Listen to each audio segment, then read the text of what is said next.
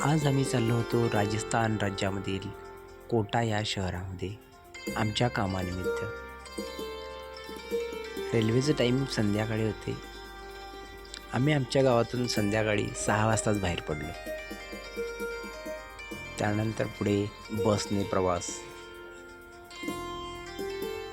त्यानंतर रात्री 11:30 वाजता आमचा प्रवास सुरू झाला रेल्वेने.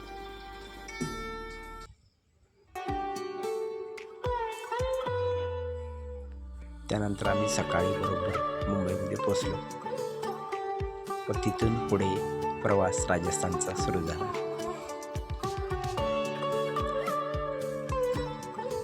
खरं तर आम्हाला वाटलं वाळवंटच असेल तिथं, पण तिथे तर हिरवंगार, गर्द झाडी,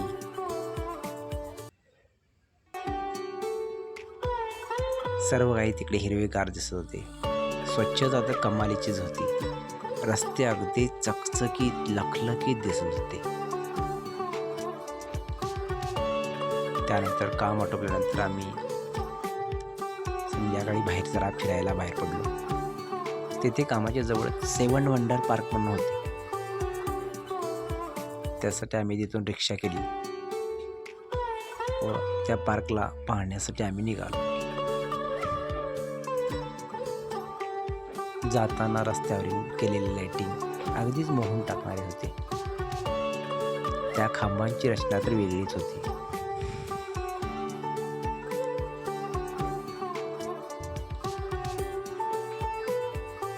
आणि या शहरामध्ये आपल्याला इलेक्ट्रिक रिक्षा जास्त बघायला मिळतील.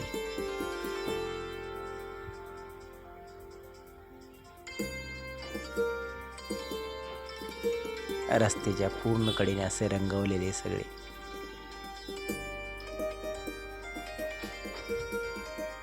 आम्ही एकदाच पोचलो त्या पार्कमध्ये. सुरुवातीला तर आमच्यासमोर भला मोठा इजिप्तचा पिरॅमिडच होता. त्यानंतर आतमध्ये आग्र्याचा ताजमहल आणि पुढे विविध देशातील आश्चर्यांपैकी एक अशी 7 आश्चर्य तिथं आम्हाला पाहायला मिळाली. ताजमहल अगदी हुबेहूब तसाच होता, पण अगदी लहान स्वरूपामध्ये.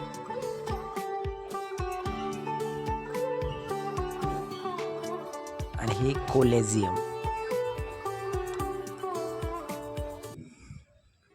याची इमारत तर अगदी हुबेहूबच होती.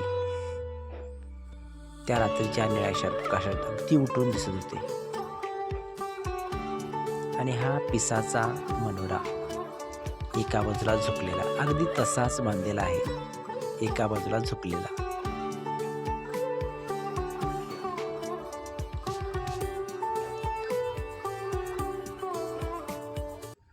यातील ही 7 आश्चर्य खरं तर पाहण्याची मजा तर वेगळीच होती.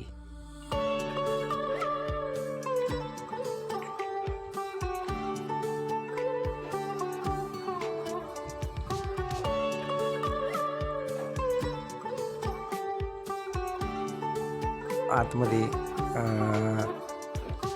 चालण्यासाठी फुटपाथ वगैरे असे व्यवस्थित रचना केलेली होती. गार्डन छान होती, मेंटेन केलेली. आणि त्या तलावाच्या काठावरती सुद्धा लाईटिंग होती.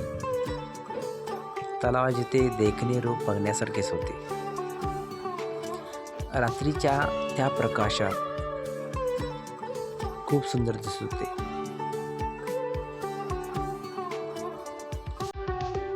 या तलावामध्ये बोटिंगची सुद्धा व्यवस्था आहे, पण ती दिवसा, रात्री सर्व बंद असते.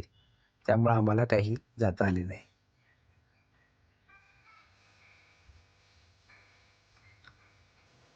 आणि ह्या 7 आश्चर्यापैकी येथे हा लाकडी पूल पण आहे.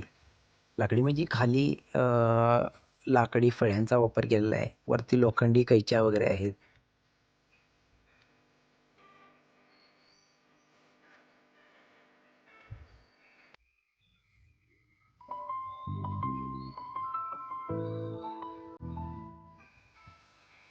कधी तुम्हाला जाण्याचा योग आला तर जरूर पहा.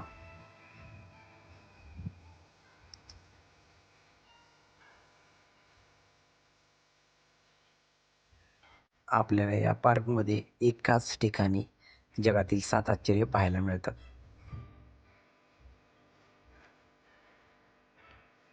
स्टॅच्यू ऑफ लिबर्टी हे तर तुम्हाला माहीतच असणार. हा पण पुतळा अगदी हुबेहूब बांधलेला आहे.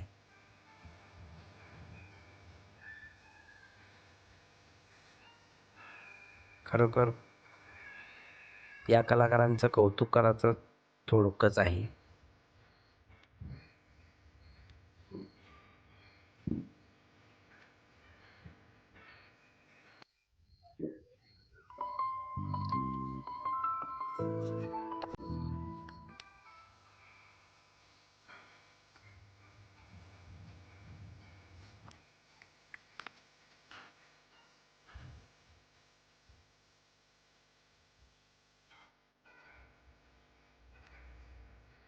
त्यानंतर इथे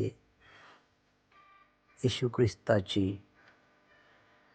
अशी देखणी मूर्ती, कळस, त्यानंतर पुढे कारंजे, त्याची ती केलेली लाइटिंग, सर्व काही अगदी बघण्यासारखे आहे. आणि हा शेवटी त्या तलावावरती बांधलेला पूल.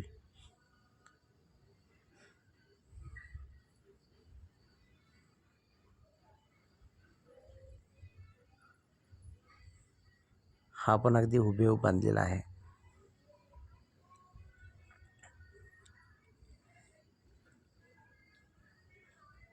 हे सर्व खाली लाकडी फळ्यांचा वापर केलेला आहे आणि याच्या बाजूने लोखंडी खांब उभे केलेले आहेत. वरती सुद्धा लोखंड पाईप बसवलेले आहेत.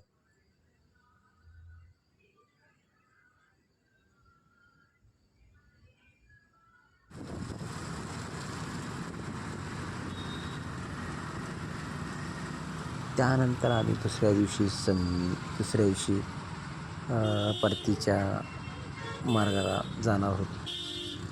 पण तेवढ्यात आम्हाला आठवले इथे एक छानपैकी मंदिर आहे श्रीरामाचे, म्हणून आम्ही ते मंदिर पाहण्यासाठी निघालो.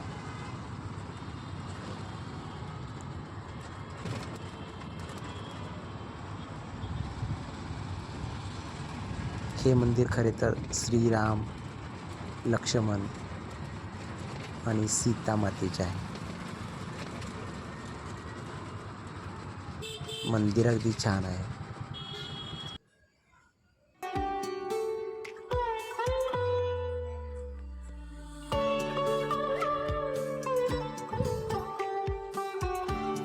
या मंदिराच्या बाजूलाच श्री गणेशाचे सुद्धा मंदिर आहे आणि याच्या बाजूलाच इथे गोशाळा पण आहे.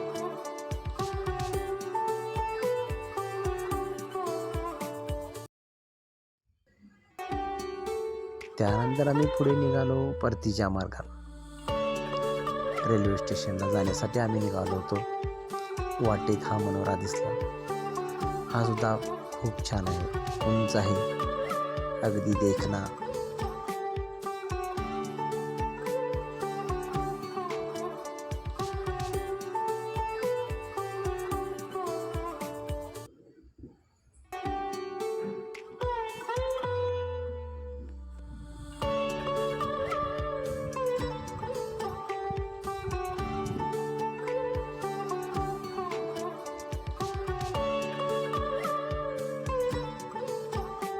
त्यानंतर आम्ही डायरेक्ट निघालो रेल्वे स्टेशनला. आमचे काम खरं तर कालच संपले होते,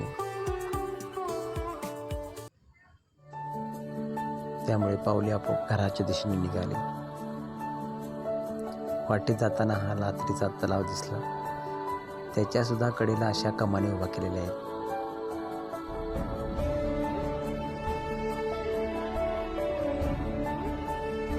आणि इथे एक सुंदर शिल्प आहे. आता जाताना आपल्याला दिसेल ते कदाचित.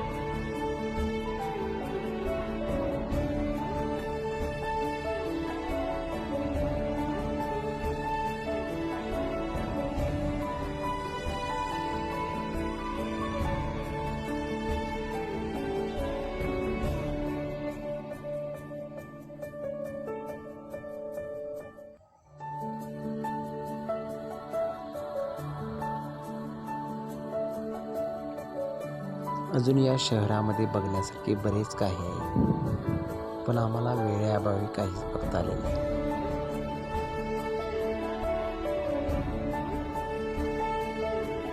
खरं तर खूपच सुंदर आहे.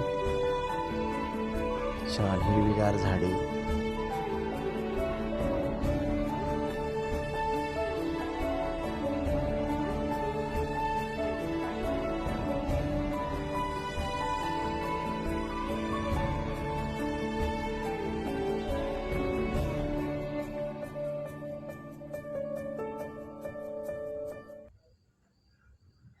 चला तर मग आपण पुन्हा भेटू पुढच्या प्रवासात.